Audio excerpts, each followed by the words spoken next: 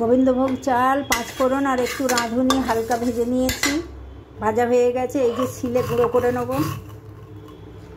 কড়ায় তেল গরম হয়ে গেছে, শুকনো লঙ্কা, তেজপাতার পাঁচফোড়ন দিয়েছি, আলু আর টমেটো দিয়েছি, একটু ভাজা ভাজা হয়ে গেছে। এক এক করে সব সবজি দেবো। চিচিঙে দিয়ে, পটল আর ঝিঙে দিয়েছি, লাউয়ের ভেতরের অংশটা দিয়ে দিলাম, একটু সজনে ডাঁটা দিলাম, একবারে হলুদ, নুন আর চিনি দিয়ে দিলাম।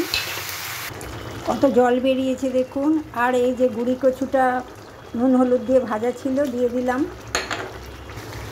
আমার লাবড়া রেডি।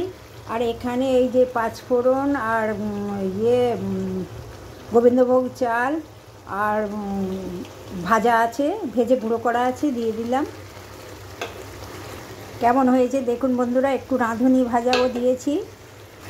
লাবড়াতে গোবিন্দভোগ চাল আর রাঁধুনি আর পাঁচফোড়ন ভাজা মশলা মেন, দারুণ সেন্ট বেরোয়। দেখুন কেমন হয়েছে।